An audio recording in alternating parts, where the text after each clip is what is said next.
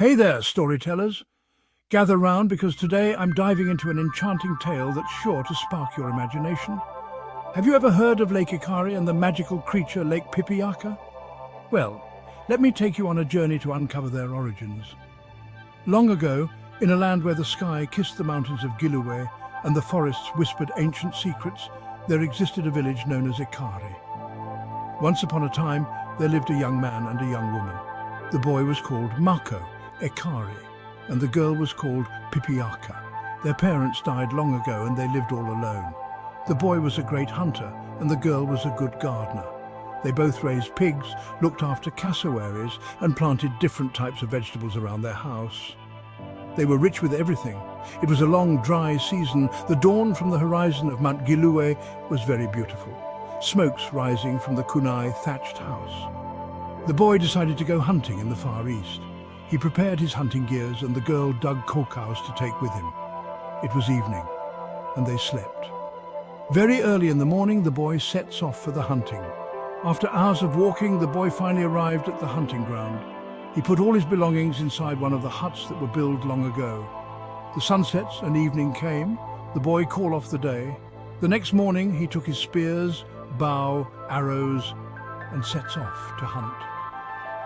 While he was busy hunting, another strange thing happened at the village. The young woman was busy making cow mounds around the house. A couscous turned into a human having her brother's face. The girl was surprised to see that he came back early. When the girl approached him to ask why he returned early, the couscous man picked up a rotten cow and threw at the girl. Suddenly, the rotten cow landed on her breast. The girl was ashamed and cried. Later, she discovered that he disappeared. She went home with a broken heart. She cried and cried, thinking that why her only brother would done that to her. Torn between duty and desire, she chose to protect her realm, sacrificing her love. Some days later, the boy returned from the hunting trip. He stood on top of a mountain overlooking his village and noticed that there were no sign of smokes nor the girl. He thought she must be busy in the garden, so he went down happily to surprise her with the bag full of couscous and other wild animals. He arrived at the house and saw the door was open but no sign of his sister. He went inside and heard his sister crying inside her room. The boy asked what had happened, but the girl did not answer. She thought that why he could have done that to her when they live all alone their entire life. The only thing she'd done was crying and stayed in her room. The boy found ways to make her happy and he went ahead and promised some things, but she refused. The only thing she did was crying. After hours trying to stop her from crying, the boy was very upset. He went outside and went straight to the pig house.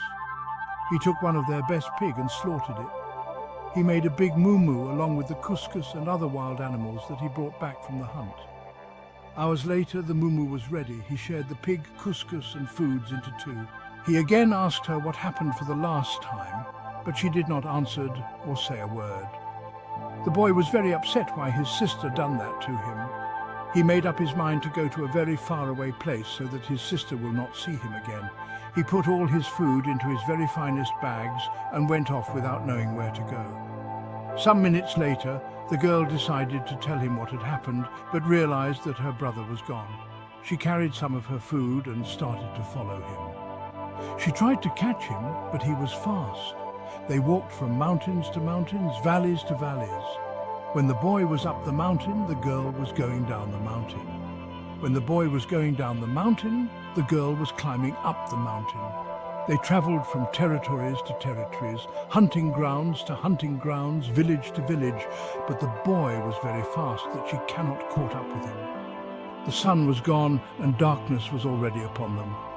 The road ahead was so dark, and the boy was already at the foot of a mountain and decided to settle there for the night. He felt a little sorry for his sister and shouted up the mountain, "Pipiyaka! Pipiyaka!" "Yes, I'm up here at the top of the mountain," she replied. "He said you would explain everything tomorrow, so you sleep there for the night and I stay here." They both agree and slept there. That night the weather was unfortunate. Thick black clouds formed above them.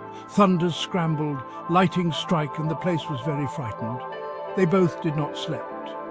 The girl recalled all their good times and cried all night. The girl cried and cried until her tears turned into water and her own tears drowned her. At the foot of the mountain, while the boy was asleep, the grease from the pig melted and flowed like water until the grease turned into water and drowned the boy. This is how Lake Pipiyaka and Lake Ekari came to be. The lake formed from the girl is called Pipiyaka today, and it is located on top of a mountain.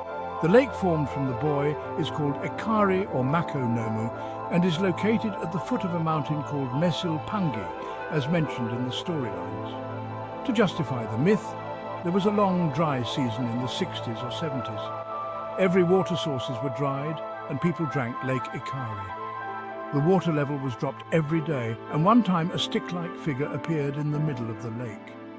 Young boys from the surrounding villages swam to the figure, and they discovered that it was a large bowl.